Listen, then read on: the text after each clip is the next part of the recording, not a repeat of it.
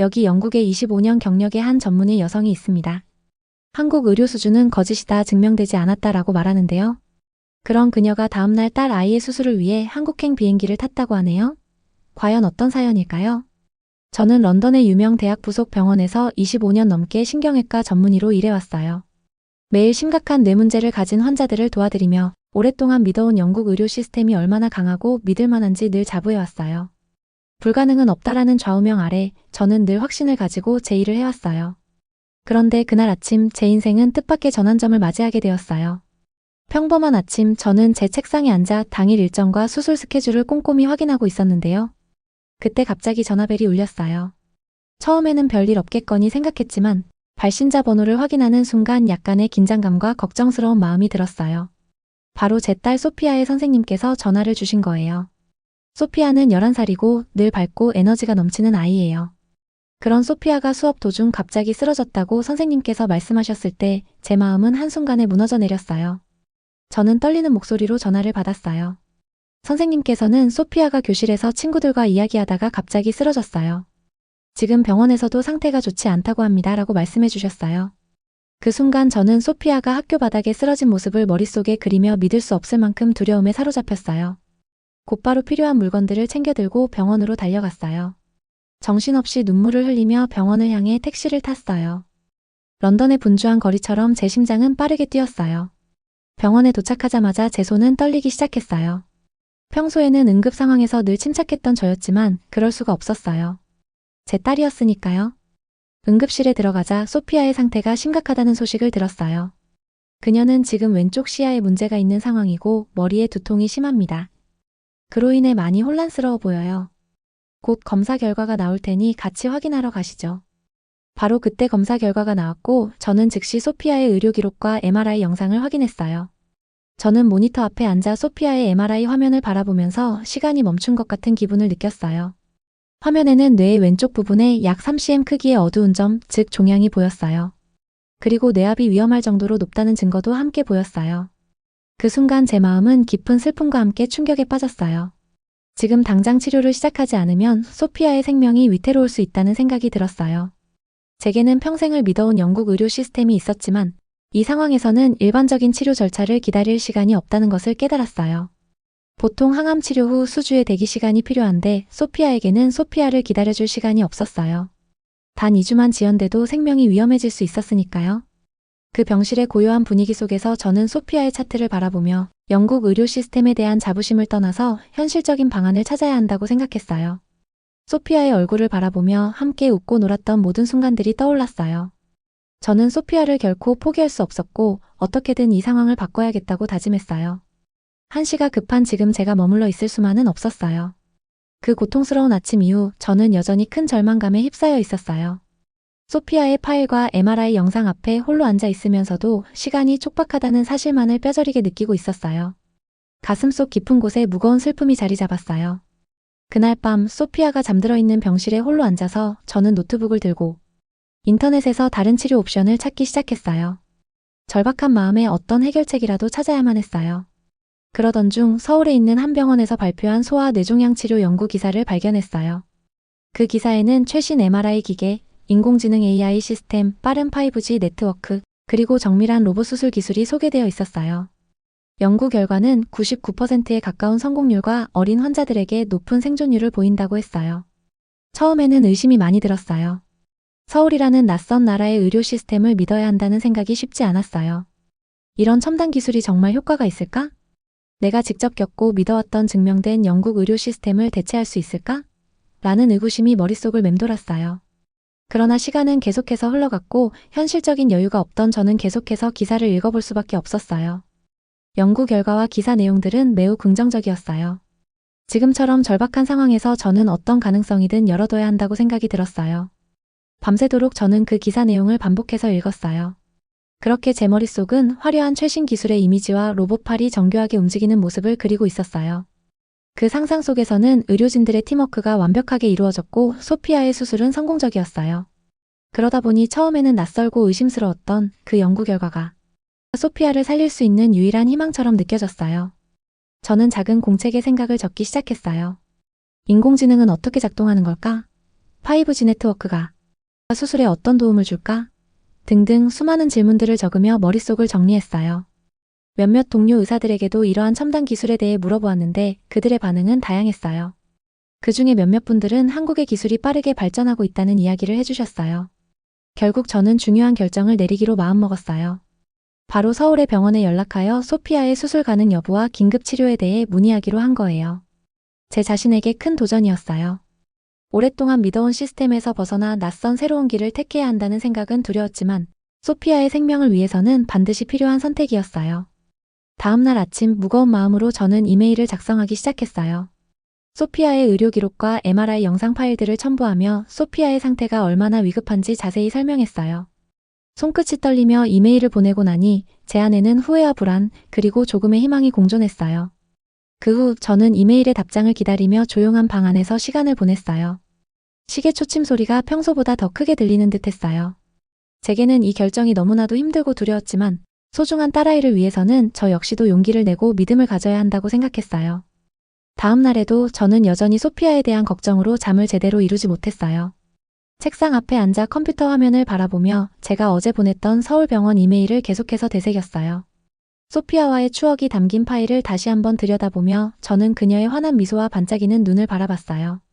함께 공원에서 뛰어놀고 동화책을 읽어주며 보냈던 행복한 순간들이 제 머릿속에 스쳐 지나갔어요. 그러다 문득 소피아를 잃는다는 생각에 하염없이 눈물이 흘렀어요. 저는 머릿속에서 모든 것을 다시 한번 정리했어요. 서울병원의 현대적인 수술실과 첨단 기술 영상, 인공지능 AI 수술 계획을 세우는 모습들을 계속해서 그려보며 마음가짐도 함께 정리했어요. 방 안을 서성거리며 저는 혼잣말을 했어요. 부드럽게 그러나 떨리는 목소리로 스스로를 다독이며 지금은 기다릴 시간이 없어. 소피아를 위해서는 새로운 길을 선택해야 해라고 말이죠. 그때 저는 오랜 친구이자 동료 의사와 전화를 하게 되었어요. 제 마음속 깊은 갈등과 두려움을 털어놓으면서 그 친구에게 조언을 구했어요. 친구는 잠시 말을 멈추더니 어려운 선택일 때는 지금의 상황과 너의 마음을 믿어야 해. 그게 소피아를 위한 결정일 거야. 라고 제 결정에 힘을 실어줬어요. 친구의 한마디가 제 마음에 작은 위로가 되었어요. 저는 지금의 상황에 포기하는 게 아니라 새로운 가능성을 향해 한 걸음 내딛는 것임을 깨닫게 되었어요. 잠시 후 저는 따뜻한 차 한 잔을 들고 창밖을 바라보며 나지막이 들리는 시계 소리와 함께 생각에 잠겼어요. 런던의 분주한 거리를 바라보며 수많은 사람들이 아무런 걱정 없이 일상을 보내는 모습이 보였어요. 평소와 같은 모습을 보고 있었지만 그 평범한 일상이 너무나 행복하게 보였어요. 제 마음속에서는 초침 소리가 점점 더 크게 들려왔어요. 다시 이메일 수신함을 열어보는 제 손은 떨렸어요. 답장이 왔을까? 라는 생각이 계속 맴돌았거든요. 제가 보낸 이메일에 소피아의 상태와 긴급함이 충분히 전달되었을까 걱정되었어요. 어젯밤 쓴 수많은 질문과 메모들이 눈앞에 스쳐갔어요. 인공지능, 5G, 로봇 수술 등에 관한 메모들이 제 마음 한켠에 자리 잡고 있었어요. 그렇게 저는 조용한 방 안에서 이메일 수신함을 열었고 한국에서 보내진 메일 하나를 확인할 수 있었어요. 저는 메일을 확인하기 전에 깊은 숨을 들이쉬며 다시 한번 다짐했어요. 어떤 내용이 있을지는 몰라도 소피아를 위해 최선을 다하자. 망설이지 말자. 라고 말이에요. 메일의 내용은 저의 마음을 조금은 가볍게 해주었어요. 수술이 가능하니 한국 병원으로 소피아를 데리고 오라는 내용이었고 수술 성공 여부도 아주 긍정적이었어요. 한국에 도착했던 그날의 기분은 아직도 잊지 못해요. 이메일을 보내고 어려운 결정을 내린 후 저는 두려움과 희망이 섞인 마음으로 소피아와 함께 비행기에 올랐어요. 비행 시간 동안 소피아의 잠자는 모습을 보면서 머릿속에는 많은 생각들이 오갔어요. 드디어 한국에 도착했을 때 저는 도착했다는 안도의 한숨과 함께 한국이라는 낯선 곳에 대한 긴장감이 들었어요. 공항에 내리자마자 친절한 직원분들이 따뜻한 미소와 함께 인사를 건네주셨어요. 그분들의 다정한 말과 도움 덕분에 저도 모르게 마음이 놓였어요. 모든 안내 표지판이 명확하게 되어 있었고 직원분들께서 제가 어디로 가야 할지 차근차근 설명해 주셨어요. 낯선 나라에서 제 생각과는 다르게 따뜻하게 맞아주는 직원분들을 보고 있자니 저도 모르게 조금은 안심이 되었어요. 병원에서는 공항까지 우리를 위해 차량을 보내주었어요. 저는 따뜻한 마음으로 차를 타고 가면서 병원 측에 감사함을 느꼈어요. 그렇게 가면서 무심코 창밖을 바라보았어요. 서울의 거리는 런던과는 또 다른 매력이 있었어요. 현대적인 건물들이 즐비하고 화려한 불빛들이 도시 전체를 감싸고 있었어요. 거리도 깨끗하고 사람들도 질서정연하게 움직이는 모습이 보면서 제가 한국에 대해 가진 생각이 잘 못된 것 같다는 생각을 하게 됐어요. 병원에 도착하자 저는 국제진료센터로 안내받았어요. 센터 내부는 깔끔했고 현대적이었으며 차분했어요. 큰 창문으로 자연광이 들어오고 편안한 의자들이 놓여있는 넓은 대기실에는 여러 가족분들이 평온하게 기다리고 계셨어요. 벽 한켠에는 3D 뇌스캔 영상이 크게 띄어져 있었어요. 그 영상은 너무도 선명하고 자세해서 첨단 기술의 힘을 실감할 수 있었어요. 곧 한 분의 간호사분께서 다가와 영어로 친절하게 인사를 해주셨어요. 간호사분께서는 소피아의 의료 기록이 이미 병원 시스템에 등록되었다고 설명해 주셨어요. 최신 도구들을 사용하여 의료 정보를 빠르게 처리하고 공유하는 모습을 보니 저는 조금씩 안심이 되기 시작했어요. 간호사분께서는 5G 네트워크와 최첨단 MRI 기계에 대해 차분하게 설명해 주셨어요. 처음에는 긴장이 되었지만 친절한 설명 덕분에 점차 믿음이 생기기 시작했어요. 조만간 저는 소피아를 담당할 의료진을 만나게 되었어요. 그때 저는 수석신경외과 의사 김현우 박사님을 만났어요. 박사님은 온화한 미소와 따뜻한 눈빛으로 저를 맞아주셨어요. 박사님께서는 소피아의 상태와 저희가 사용할 최첨단 기술들에 대해 자세히 설명해 주셨어요. 인공지능을 이용하여 수술 계획을 세우고 로봇팔을 통해 정밀한 수술을 진행하는 방법 등을 알기 쉽게 말씀해 주셔서 저는 점점 긴장이 풀리고 믿음이 생기기 시작했어요. 박사님과 의료진은 마치 한 팀처럼 완벽하게 협력하고 계셨어요. 각자 맡은 역할을 분명히 알고 계신 모습이 인상적이었어요. 저는 그들의 모습에서 소피아가 안전하게 치료받을 수 있다는 확신을 느꼈어요. 또한 대기실에 있던 다른 환자 가족들의 편안한 모습도 저에게 큰 위안이 되었어요. 잠깐 동안 저는 병원 내부의 여러 첨단 기술들을 직접 체험할 기회를 가졌어요. 로봇팔이 어떻게 움직이는지, 5G 네트워크가 의료 정보를 얼마나 빠르게 전달하는지에 대해 설명을 듣고 짧은 영상도 시청했어요. 그 영상 속에서는 기계와 인간이 함께 협력하며 수술을 진행하는 모습이 담겨 있었어요. 그 모든 것이 제 눈앞에 펼쳐지자 저는 서울병원이 단순한 낯선 곳이 아니라 혁신과 미래가 있는 곳임을 확신하게 되었어요. 그렇게 저는 서울병원 의료진들의 확신에 차있는 눈빛과 기술력 덕분에 제 마음속에 조금씩 믿음이 자라나는 것을 느꼈어요. 처음의 두려움과 의심은 서서히 사라지고 새로운 가능성과 희망이 자리 잡기 시작했어요. 드디어 수술 당일이 되었어요. 제 심장은 두려움과 희망이 뒤섞인 채 빠르게 뛰고 있었어요. 소피아와 함께 수술실로 향할 때 저는 소피아의 손을 꼭 잡으며 지금까지의 모든 고민과 결정을 떠올렸어요. 수없이 많은 밤을 새우며 내린 결정들이 이 순간을 위해 준비된 것처럼 느껴졌어요. 수술실에 들어서자 밝게 빛나는 스크린과 반짝이는 최신 장비들이 제 눈앞에 펼쳐졌고 그 모습은 마치 기적이 일어날 것만 같은 분위기를 자아냈어요. 수술실은 제가 이전에 본 적 없는 첨단 시설이었어요. 부드러운 빛이 은은하게 퍼지는 가운데 큰 디지털 모니터에는 소피아의 뇌 이미지가 자세히 나타나 있었어요. 옆에는 정교하게 설계된 로봇팔들이 기다리고 있었고 강력한 인공지능 시스템이 수술 계획을 도와주기 위해 준비되어 있었어요. 김현우 박사님이 이끄는 의료진은 차분하면서도 자신감 넘치는 모습으로 움직이고 있었어요. 모든 분들이 각자의 역할을 명확하게 알고 계신 것이 느껴졌어요. 그 모습이 제게는 소피아가 안전하게 치료받을 수 있을 것이라는 긍정적인 생각을 갖게 만들었어요. 수술 전에 박사님께서 다가와 수술 과정에 대해 쉽게 설명해 주셨어요. 박사님께서는 소피아의 영상들을 꼼꼼히 분석한 후 인공지능이 이미 수술 계획을 세워두었다고 말씀해 주셨어요. 로봇팔이 오차없이 정교하게 움직이며 수술을 진행할 것이라고 설명하시니 저는 그 말씀이 제 마음에 큰 위로가 되었어요. 수술이 시작되고 저는 대기실에서 시간을 보내며 초침이 천천히 흘러가는 것을 지켜봤어요. 매 순간마다 제 마음은 소리 없이 뛰고 있었어요. 저는 눈을 감고 소피아가 건강해지는 모습을 기대하며 조용히 기도드렸어요. 그런데 수술 도중에 뜻밖의 상황이 발생했어요. 종양 주변에서 갑자기 출혈이 시작된 거예요. 제게는 보이지 않았지만 그 소식을 듣는 순간 제 심장은 크게 요동쳤어요. 상황이 매우 위험해 보였어요. 하지만 그때 인공지능 시스템이 즉시 이상 상황을 감지했어요. 큰 스크린에 새로운 지시사항이 나타나자마자 로봇팔은 신속하게 움직여 출혈을 제어하기 시작했어요. 의료진은 한치의 망설임 없이 그 새로운 지시에 따르며 상황을 정리했어요. 그 순간 저는 마치 정교하게 짜여진 무용수들의 춤을 보는 듯한 느낌을 받았어요. 인공지능, 로봇팔, 그리고 숙련된 의료진이 완벽한 조화를 이루며 위험한 상황을 극복해 나가는 모습을 보면서 기술과 인간의 협력이 얼마나 놀라운지를 깨달았어요.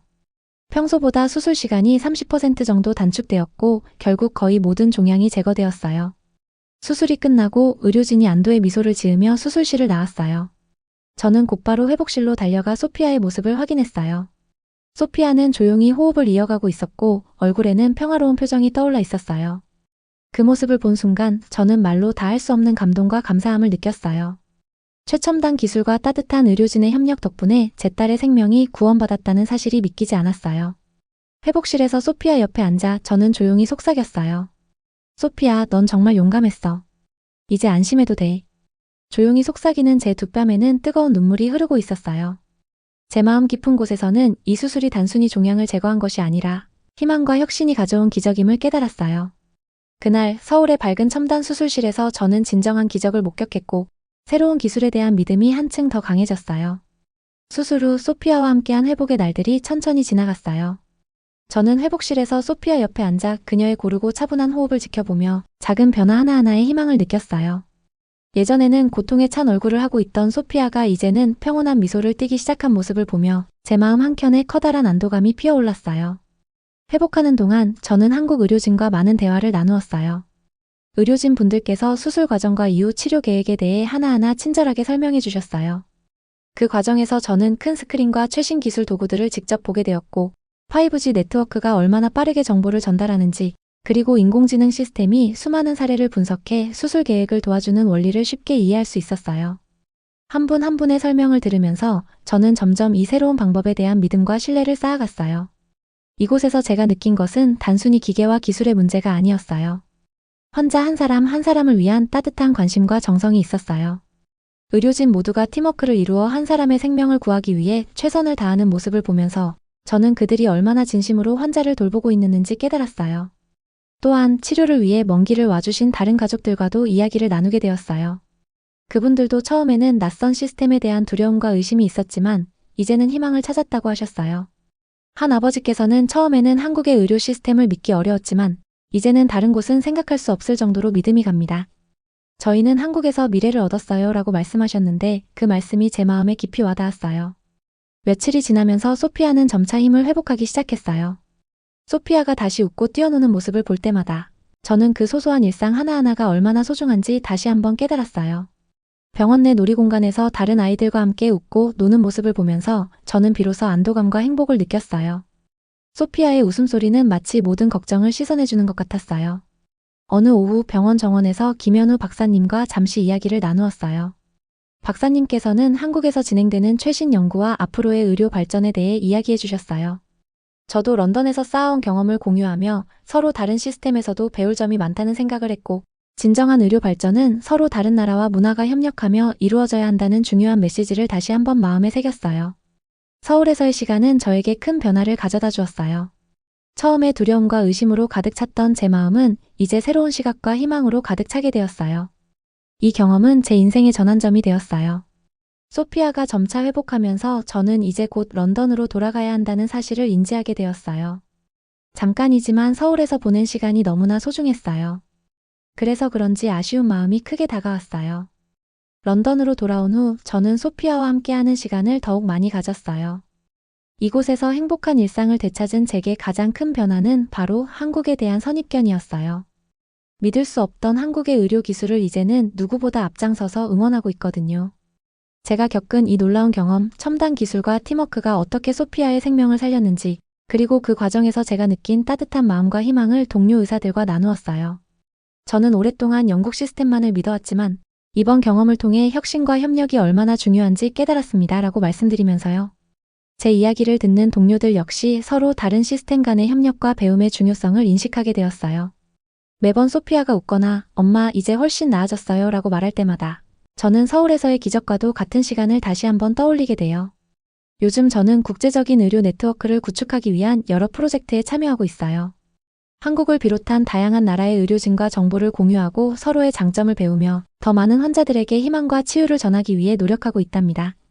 저의 소중한 경험은 단순히 제 딸의 생명을 구한 것에 그치지 않고 제 인생과 의료계에 큰 변화를 가져다 주었어요.